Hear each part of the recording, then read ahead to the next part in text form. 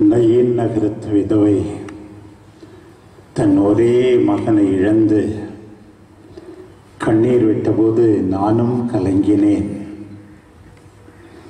தன் ஒரே மகனாகிய என்னை பறிகொடுத்து பரிதவிக்கும் என் தாயின் கண்ணீர் கண்டும் உன் உள்ளம் உருகவில்லையா? இவ்வழியாய் கடந்து செல்வோரே, எல்லாரும் என்னை உற்று பாருங்கள். எனக்கு வந்துற்ற துயரம் போல வேறெந்த துயரம் உண்டோ என்று எருசலேம் மங்கை, எருசலேம் நகரம் அழிக்கப்பட்ட போது அழுதலாமே, அப்படித்தானே என் தாயும் இந்த நேரத்தில். தாயிருக்க பிள்ளை சாகும் சங்கடங்கள் கொஞ்சமோ?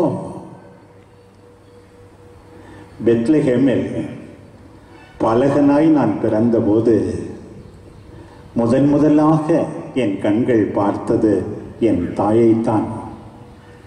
இதோ கல்வாரியில் என் உயிரை கையளிக்கும் முன் கடைசியாக அந்த தாயை பார்க்கிறேன். பாஸ்கா விழாவை கொண்டாட 12 வயது பாலகனாய் அந்த தாயோடு எருசலேம் சென்றேன். இப்போது என்னுடைய கடைசி பாஸ்கா, நானே பலியாடாக இருப்பேன் என்று அந்த தாய் நினைக்கவில்லை. எத்தனை நினைவுகள் அவர் நெஞ்சிலே அலைமோதுகின்றன. கபிரியேல் தூதர் உரைத்தாரே, நீ கடவுளின் தாயாவாய் என்று அந்த நினைவு. இடையர்கள் தங்களுக்கு நேர்ந்தவற்றையெல்லாம் எடுத்துச் சொன்னார்களே, சமணசுகள் மங்கள கீதம் இசைத்தார்களாமே, அந்த நினைவு. ஆலயத்தில்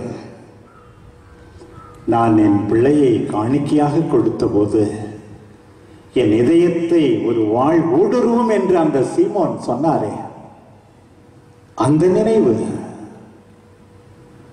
பச்சிளம் குழந்தையான என்னை ஏரோதின் கொலைவாளிடமிருந்து தப்புவிக்க எகிப்துக்கு தூக்கிச் சென்றார், அந்த நினைவு.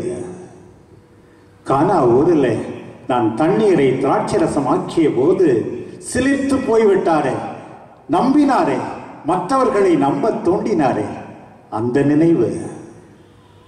நான் உண்ணவில்லை, உறங்கவில்லை, நான் பைத்தியம் என்று மக்கள் பேசிக்கொண்ட போது அக்கறையோடு தேடி வந்தாரே, அந்த நினைவு. இவை எல்லாவற்றை விட அந்த தாயிடம் ஓங்கி இருக்கிற நினைவு. நீ என் வார்த்தையை கேட்க வேண்டுமே, நான் சொல்வதை செய்ய வேண்டுமே.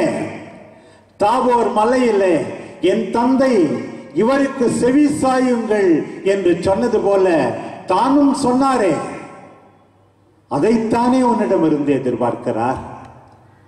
உன்னுடைய மனமாற்றம் தானே, உன்னுடைய புது வாழ்வு தானே என்னுடைய தாய்க்கு நீ அளிக்கின்ற ஆறுதல்.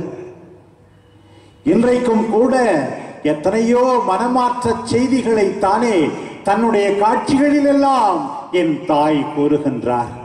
மனம் திரும்புங்கள், நற்செய்தியை நம்புங்கள், என் மகனை நம்புங்கள், அவர் சொல்வதன்படி வாழுங்கள் என்று தானே எடுத்துரைக்கிறார்.